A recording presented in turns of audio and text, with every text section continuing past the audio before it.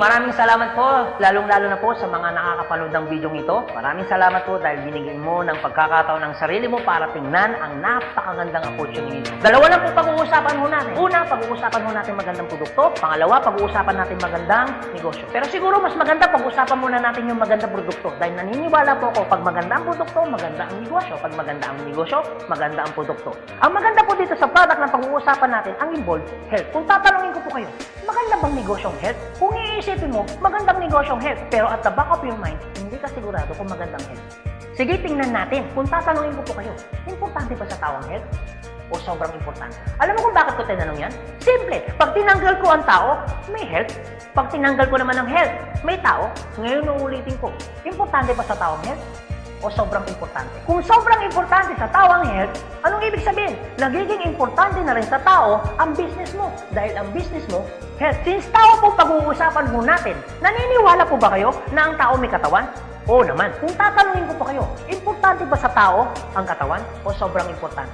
Kung sobrang importante sa tao ang katawan, what if mapabayaan ng tao ang katawan? So ano nangyayari? Nagkakasakit. Pag nagkakasakit ang tao, anong ginagawa? Nagpapadoktor, nagpapacheck up, nagpapagamot. Kung nagpapagamot ang tao, anong binibili? Siyempre, gamot. Ang gamot, gastos hindi. Siyempre, gastos. Pag hindi mo ginasusan, anong mangyayari sa sakit? Siyempre, lalala. Pag lumala ang sakit, anong mangyayari sa katawan? Siyempre, manghihina. Pag nanghina ang katawan, akala ng iba, katawan lang ang nagkakaproblema. Pero hindi na alam, apektado ang trabaho. Pag apektado ang trabaho, apektado ang kita. Pag apektado ang kita, ang pinaka-naapektuhan sa lahat, yung pamilya. Ang pinaka-malupit na naapektuhan pa sa tao, yung pangarap mo. Sabi daw nila, madali raw kitain ng pera pag masipag at matyaga.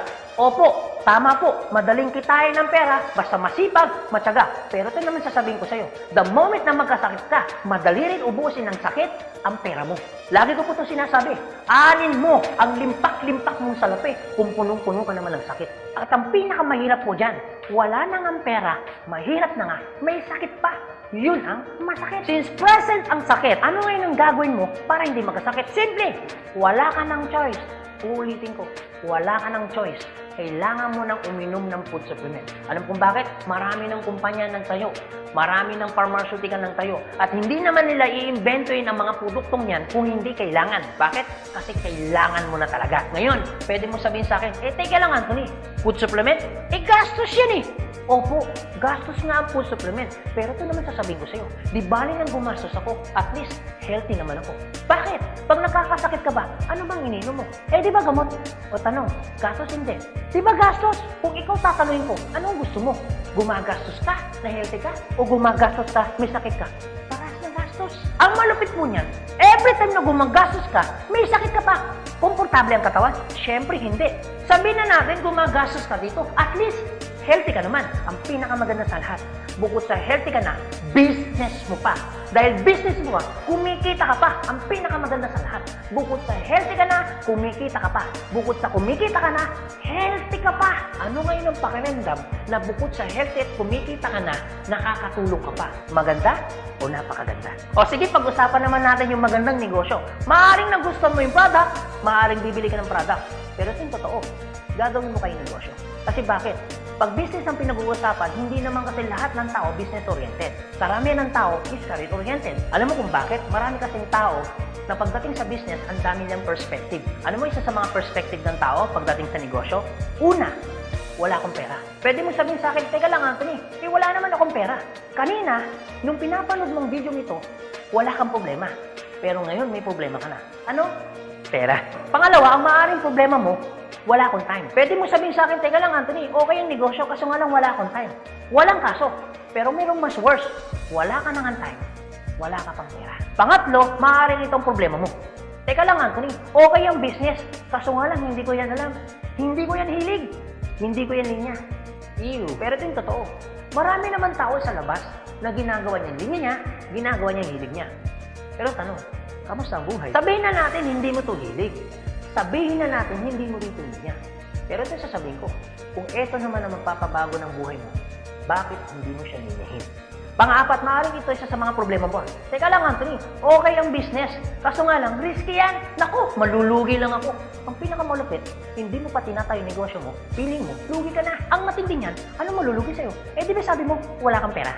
Eto tanong, kung problema mo ang pera, problema mo ang oras, problema mo dahil wala kang alam, kasi iniisip mo baka malugi ka, ito sasabihin ko. Hindi lang naman to ang una or pangalawang pagkakataon na pwede kang ma-involve sa business. Kung yan ang problema mo, bakit? Pagdating kayo ng panahon, yan pa rin kayo problema mo. Pag-usapan po natin ang life cycle. Naniniwala ka bang may life cycle? Oo naman.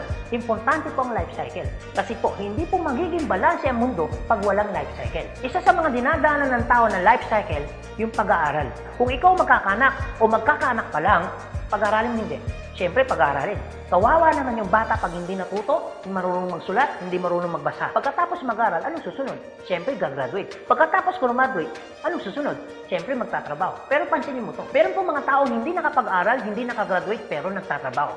Bakit? Isa sa mga life cycle po na dinadaan ng tao, kailangan po magtrabaho. Etong tanong, gusto niyo po ba habang buhay nagtatrabaho? Siyempre, hindi. Gustuin niyo man po magtrabaho ng 60 to 65 years old, wala na ho kayong choice. Ang sasabihin ng boss mo, you're out. Bakit? Anong tawag ko doon? Retire. Pag kayo po ba nag-retire, may pera wala? Siyempre, meron. Anong tawag mo doon? Retirement fee. Dahil ikaw ay nag-retire, ang trabaho, tuloy tigil. Siyempre, tigil. Pag tigil ang trabaho, ang sweldo, tuloy tigil. Siyempre, tigil. Dahil tigil ang trabaho, tigil ang sweldo, ang gastos, tuloy tigil. Siyempre, tuloy. Dahil tuloy ang gastos, ang retirement fee na pinaghirapan mo, maubos hindi. Siyempre, pwedeng maubos. Para hindi maubos ang perang pinaghirapan mo, anong gagawin mo? Maaaring nag-iisip mo ngayon kung ikaw nakakapanood ng video ito. Maaaring siguradong maiisip mo ngayon, business. Ito tanong. Kung papasok ka ngayon sa business para hindi maubos ang pera mo, teka lang, akala ko ba kanina, iniisip mo, teka lang Anthony, wala akong pera kasi mamumulan ako dyan. Pero sabihin ko, kung iniisip mo kanina, wala kang puhunan, mamumunan ka kasi, eh di ba ganun din dito? Mamumunan ka rin. Di ba sabi mo kanina, wala akong time? Kung iniisip mo na wala kang oras, bakit? Pagtungtong mo ng 60, 65, may oras ka ba ba? Sabi mo kanina, wala kang alam. Pero tanong, bakit pagtungtong mo ng 60, may alam ka? Buong buhay mo nagtrabaho, hindi nag-business. Dahil wala kang alam sa business, anong mangyayari sa pera mo? Siyempre, mauubos. Anong sense, nagtrabaho mo ng buong buhay mo, papasok ka sa business, dahil wala kang alam sa business, ang perang pinaghirapan mo, mauubos lang. Kaya marami pong mga tao nagre-retire, pumapasok sa business, still broke pa rin. Alam mo kung bakit? Kasi wala silang alam sa business. Kung ikaw ang nakakapanood ng video ito, huwag po kayo mag-alala. Kasi bakit? Later pa naman yan. Pero kung tatanungin kita, kung papasok ka lang naman pala sa business, anong gusto mo? Ngayon o later? Alam mo kung bakit ngayon? Simple. Pag ngayon mo ba inaral ang business, ngayon ka nag-decision mag-business, ngayon mo ginawa ang business, ngayon mo matututunan? Yes. Ngayon ka rin kikita? Yes. Pero pag later ka nag-decision mag-business, later mo ginawa ang mag-business, later kang pumasok mag-business, later mo inaral ang business, later mo matututunan? Yes. Later ka rin kikita? Yes. Kung papasok ka sa business, anong gusto mo? Ngayon o later? O sige Anthony, nagustuhan ko yung magandang negosyo, nagustuhan ko rin yung magandang produkto. Pero ito tanong, paano ko siya umpisan? Anong gagawin ko? Paano ako magiging membro ng AIM Global? Galito po kasi yan. Una po, kailangan nyo pong bumili ng global package. Tanong, magkano naman ang global package? Ang global package po ay 7,980 pesos. Pero teka lang Anthony, mukhang yata ang laki. Opo, malaki po siya kung gastos. Malaki din po siya kung wala kang pera. Pero teka lang, kung negosyo ang pag-uusapan natin, 7,980, malaki o maliit? Alam niyo po, sobrang liit lang po niyan. Maaari pong malaki po ang 7,980 pesos kung hindi mo makikita yung value ng pera mo. So, kung gusto ko po mangyari, ipakita ko po sa inyo kung ano yung value ng 7,980 pesos mo. Una, magkakaroon ka ng products na worth 6,000 pesos. Pangalawa, magkakaroon po kayo ng insurance. Meron po kami tinatawag na personal accident insurance na 200,000, unprovoked murder and assault na 50,000 pesos, 10,000 pesos medical reimbursement. Hindi lang yan, meron pa kami tinatawag na burial assistance na 10,000 pesos. Pangatlo, magkakaroon ka pa ng discount from 25% up to 50%. lifetime discount. Pang-apat, magkakaroon ka naman ng business kit, brochure, CD na kung saan magagamit mo sa pagninegosyo mo. Pang-lima, magkakaroon po kayo ng tinatawag mo namin free medical check-up. CBC, urinalysis, fecalysis, chest x-ray, dental, lahat ng yan kasama po doon sa free medical check-up. Pang-anim, magkakaroon po kayo ng ATM, BDO at China Trust. I suggest po, kung ikaw ngayon ay nasa abroad, mas maganda pong kunin ninyo ang China Trust. Alam kung bakit? This is an international debit card na kung saan po, mawi-withdraw ninyo ang pera ninyo na kahit saang bansa. Kung hindi naman kayo mag-abroad, pwede po kayong kumuha ng BDO. At hindi lang yan, pang-pito, magkakaroon po kayo ng tinatawag ho naming web page. So ano pong advantage ng web page po natin? Magkakaroon ho kayo ng DTC, Distributor Tracking Center, na kung saan mamomonitor nyo lahat ng transaction na nangyayari po sa business ninyo. At hindi lang yan, ang pinakamaganda, yung pang-walo. Meron po kami tinatawag na scholarship program.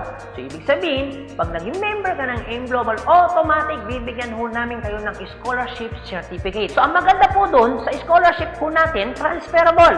Ibig sabihin, kung ikaw yung member, siya hindi member, kahit hindi mo kakilala, pwede niyo po itong i-transfer. At hindi lang ho yan. Ang maganda po sa scholarship po natin, ito po ay wala pong expiration. Kung ngayon ka ng member, bukas o bukas makalawa o 2 to 3 years from now, saka mo palang ginamit yung scholarship po namin o yung certificate po namin, hindi po siya may expire. Pwede nyo pa rin siyang gamitin. Ang maganda po dun sa scholar certificate po namin, wala ho tayong quota. No hidden agenda. Na pag yung bata po in-enroll mo na, hindi ho kayo obligado na gawin yung negosyo. Nasa sa inyo na lang po kung gagawin yung negosyo, hindi. Basta yung anak niyo po, tuloy-tuloy po yan sa pag-aaral. So, wala ho tayong hidden agenda, no quota. Kahit hindi ho kayo bumili ng product, kahit hindi ho kayo mag-imbita ng tao, kahit hindi nyo po ito gawin. No obligation, no commitment.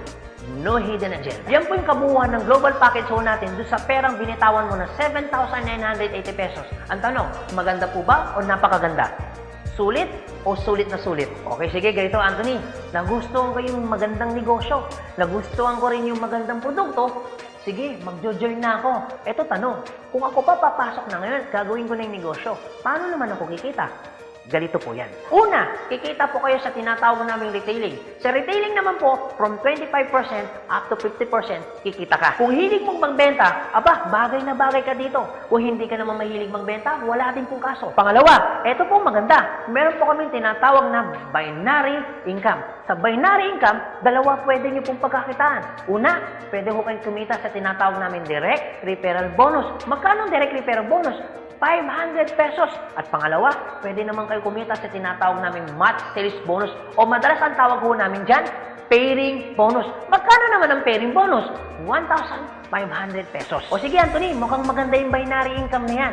Paano ka pa kikitain yung direct referral bonus na 500 at paano ka naman kikitain yung pairing bonus na 1,500? Okay, ganito po yan. Pag sinabi pong binary, dalawa po yan. It's either ilalagay mo sa kanan o ilalagay mo sa kaliwa. Ang trabaho mo, mag-imbita. Pag ikaw ngayon nag-imbita, at yung inimbita mo ay bumili ng global package, sabi na natin, dalawa yung inimbitahan mo.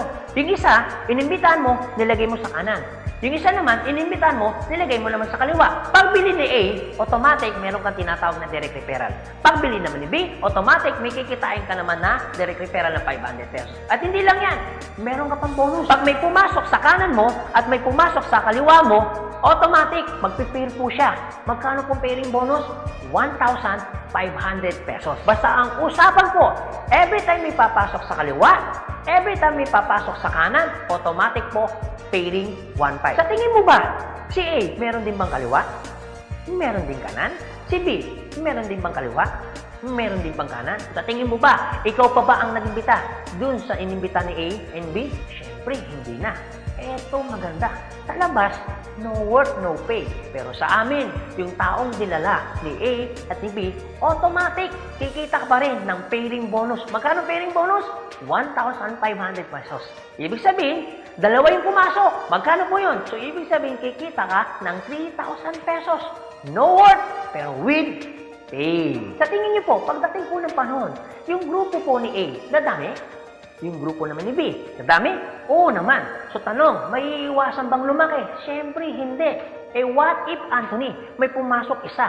may pumasok isa, araw-araw. Anong ibig sabihin po niyan? Eh di ibig sabihin, araw-araw po, kikita ka ng 1.5. Eh paano kung Kuya Anthony? Dahil lumalaki po ang grupo, eh paano kung may pumasok 10 dito? Eh paano kung may pumasok dito 10 dito? Anong ibig sabihin yan? Eh di 10 po ng 1.5. So magkano yung 10 ng 1.5? Eh di 15,000. Eh paano kung araw-araw yan? Eh di ang ibig sabihin po yan, araw-araw po yan, 15,000, 15,000. Tuloy-tuloy po yan. Ang pinakamaganda niyan, yung 15,000 po ba? Malaki maliit? Siyempre malaki. Pero hindi lang mo yan. You have opportunity para kumita ng 24,000 pesos per day. Alam ko medyo nag-iisip ka. Maaaring iniisip mo na hindi ka kikita. Pero maaaring iniisip mo rin na kikita ka. Pero kung mag-isip ka ng hindi ka kikita, kung mag-iisip ka ng kikita ka, para saan ginawa mo? Nag-isip ka pa rin. Pero kung mag-iisip ka lang naman, mas maganda lang pong nag-iisip ka, nakikita ka, kaysa naman nag-iisip na hindi ka kikita. Ito po masasabi ko sa inyo. Kung gusto mo ng pagbabago sa buhay, dapat may baguhin ka. Pero pag wala kang binago, walang mababago. Ang tanong, gusto mo ba ng pagbabago sa buhay? Siyempre, oo. Ang tanong, kailan mo uumpisahan ng pagbabago? So guys, maraming salamat po sa inyong lahat. God bless, and to God be the glory. See you at the top. Thank you.